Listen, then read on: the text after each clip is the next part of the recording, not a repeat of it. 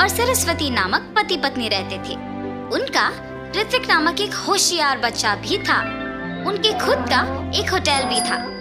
वहाँ हर रोज स्वादिष्ट और अच्छा सुगंध आने वाला बज्जी बना के बेचते थे। ऋत्विक भी पढ़ते हुए उसके माँ बाप का मदद करता था। हमेशा की तरह जगन बज्जी बना के बेचने लगता है। आलू बज्जी, मिर्ची बज्जी, ऑनियन बज्जी, आइए बाबू आइए। ऐसे जोर जोर से चिल्लाने पर उस रास्ते में जाते हुए लोग सारे उस सुगंध की वजह से बज्जियां खरीद के जाते थे। ऋत्विक होटल में अपने माँ बाप की सहायता करने के बाद अपनी माँ को बता के कुछ बज्जियां अपने दोस्तों को खिलाने अपने साथ लेके खेलने चला जाता था। ऐसे उस दिन ऋत्विक हर रोज की तरह उसका काम खत्म करके होटल में से कुछ बज्जियां लेके अपनी माँ को बोल के निकल पड़ा। बज्जियां लेके जाने पर भी माँ इसीलिए कुछ नहीं कह रही है क्योंकि मैं उनकी मदद कर रहा हूँ। मैं भी सिर्फ इसीलिए उनकी मदद कर रहा हूँ। मेरे दोस्तों के लिए काम करना ही पड़ेगा। ऐसे सोच के बज्जियों को लेके अपने दोस्तों के पास जाता है। मैंने ये बज्जियां आप सबके लिए लाया है, लेके खाओ। ऋत्विक, हमें ये बज्जियां नहीं चाहिए। क्यों? बज्जियां क्यों नहीं चाहिए? तुम हर रोज बज्जियां के सिवा कुछ नहीं लाते हो। रोज रोज ये खा के अब हम पक गए। हाँ यार, अब से तुम बज्जियां लाना बंद करो और हमारे साथ खेलने भी मत आओ। ऐसे मत कहो, मैं तुम लोगों के लिए कुछ भी करूंगा। अच्छा, तो फिर तुम्हें हम सब के लिए आइसक्रीम खरीद के लाना होगा। मंजूर है? तुम लोगों को आइसक्रीम खरीदने के लिए मुझे बहुत पैसों की जरूरत है। मेरे पापा भी मुझे उतने पैसे नहीं देंगे। कुछ और पूछो, मैं करूंगा। तुम इसीलिए सोच रहे हो क्योंकि तुम्हें अपने पापा से पैसे पूछना पड़ेगा ना? हाँ, उनसे बिना पूछे पैसे लेने का मेरे पास एक उपाय है। अगर तुम पक्का करोगे तो ही बोलूंगा।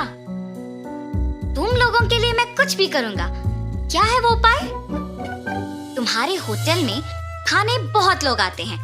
उस समय में तुम्हारे माँ बाप काम में व्यस्त रहते हैं, तो तब तुम जितने पैसे चाहिए उतने पैसे लेके आ जाओ। किसी को तुम पे शक ही नहीं होगा। कोई ये भी नहीं जान पाएगा कि पैसे गायब भी हुए। हाँ, ये भी सच है। कल मैं पक्का तुम लोगों को आइसक्रीम खिलाऊंगा। ऐसे अपने दोस्तों को कह के खुशी खुशी घर चला जाता है। अगले दिन जब उसके माँ बाप काम में लगे हुए थे, ऋत्विक किसी को दिखे बिना चुपके से पैसे लेके अपने दोस्तों के पास चले जाता है। मैंने कहा था ना कि तुम सबको मैं आज आइसक्रीम खिलाऊंगा। चलो जाके खाएंगे। ऐसे वो उसके दोस्तों को लेके आइसक्रीम बेचने वाले के पास जाता है और सबको आइसक्रीम खिलाता है। कल क्या चाहिए बोलो, मैं खरीदूंगा। कल तुम जो कहो वही चाहिए हमें। ठीक है, कल मैं तुम लोगों को मेरा मनपसंद खाना खिलाऊंगा। ऐसे कहकर वो घर चला जाता है। रात में सोए बिना अपने दोस्तों के बारे में सोचते रहता है। कल मुझे अपने दोस्तों को कुछ अनपेक्षित खिलाना होगा। मतलब मुझे कल और पैसे लेके जाना होगा। ऐसे ऋत्विक अपने दोस्तों के कहा मान के हर रोज अपने माँ बाप को बताए बिना उनकी मनपसंद चीजें खरीद के देता था। आखिर में ये उसका एक बुरी आदत बन चुका था। हर रोज की तरह जब एक दिन ऋत्विक उसके माँ बाप के काम करते वक्त पैसे लेने गया था, तो उसकी माँ उसे देखती है। ऋत्विक, यहाँ आओ। हाँ माँ, क्या हुआ? तुम वहाँ क्या कर रहे थे? मैं कुछ नहीं माँ। सच कहो, मैंने तुम्हें पैसे लेते हुए देखा। ऐसे बिना पूछे पैसे लेना गलत है। क्या तुम्हें नहीं पता? तुम अब पैसे भी चोरी करना सीख गए। माँ, मुझे माफ करो।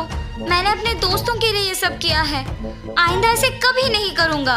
पहली बार है इसीलिए कुछ नहीं कह रही हूँ। आइंदा ऐसे करोगे तो चुप नहीं रहूंगी। जी माँ। लेकिन उसकी माँ ये सोच में पड़ के दुखी होती है कि उसके बेटे को ये बुरी आदत आया कैसे। उसकी माँ को जब ऋत्विक ने ऐसे देखा तो वो तुरंत बदल गया। अपने दोस्तों के पास जाना बंद कर दिया। हर रोज अच्छे से पढ़ के अपने माँ बाप की मदद करते हुए रहता था। ऐसे कुछ दिनों बाद अचानक पैसों की पेटी में पैसे नहीं दिख रहे थे। उससे उसकी माँ को ऋत्विक पे ही शक आता है और जो कुछ भी उससे पहले हुआ उसके पति को बताती है। तब जगन और सरस्वती दोनों ऋत्विक के पास जाके पूछते हैं, ऋत्विक, पैसों की पेटी में पैसे नहीं हैं, तुमने ही लिया है ना?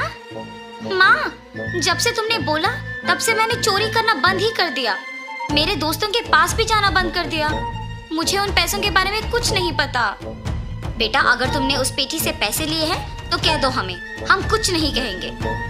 अगर तुमने नहीं लिया तो पेटी से पैसे कैसे गायब हुए? किसने निकाला होगा? सच कहो ऋत्विक। माँ, मुझे सच में नहीं पता है कि पैसे कहाँ गए। इससे पहले मेरा पैसे लेना सच ही है, मगर मैंने वो सब बंद कर दिया। अब तो मैंने नहीं लिया। जब से पैसे खो गए तब से जगन और सरस्वती बहुत ध्यान से सब पे नजर रख के काम करने लगे। मेरे पास पैसे खत्म हो गए। कुछ दिन पहले एक होटल से बहुत आसानी से पैसे चोरी कर लिया था मैंने। वापस वही जाके पैसे लेके आऊंगा। ये फैसला करके वापस उस होटल को जाता है। बच्चियां खाके पैसे देने का नाटक कर रहा था और कोई ना देखने के समय में पैसे चोरी करने वाला था जब जगन उसे रंगे हाथ पकड़ लेता है। इतने उम्र के आदमी होके भी मेहनत किए बिना पैसे चोरी करते हुए शर्म नहीं आती? इससे पहले भी तुमने यहाँ चोरी किया था ना? वो चोर पिटने के डर से सच बोल देता है। मुझे माफ कर दीजिए, ऐसे कभी नहीं होगा, मेहनत से ही काम करूंगा। चोर को उसकी गलती का एहसास होने पर जगन उसे माफ कर देता है। ऋत्विक पे उसकी गलती के बिना शक करने के लिए उसके माँ बाप दुखी होते हैं। आप लोग दुखी क्यों हो रहे हो माँ?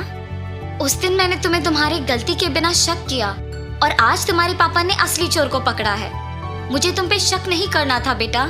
मुझ पर शक करने की वजह तो भी मैं ही हूँ ना माँ। अगर मैं वो नहीं करता तो आपको मुझ पे शक नहीं होता। आपने मुझे मेरी गलती समझाया, इसलिए मैंने वो करना छोड़ दिया, वरना मैं शायद बड़े होके भी यही करता। आइंदा ऐसे कभी नहीं होगा माँ। तब से जगन होटल में सावधान रह के काम करने लगा। अलग प्रकार के बच्चियां बनाना शुरू करके उन्हें बेच के खुशी से जीने लगा। उनका व्यापार भी अच्छा चलने पर सभी खुश थे। तो इस कहानी का नैतिक क्या है? गलती चाहे एक ही बार किया हो, लोगों से भूला नहीं जाता। इसीलिए गलती पहली ही बार नहीं करना चाहिए, सोच समझ के कदम उठाना चाहिए।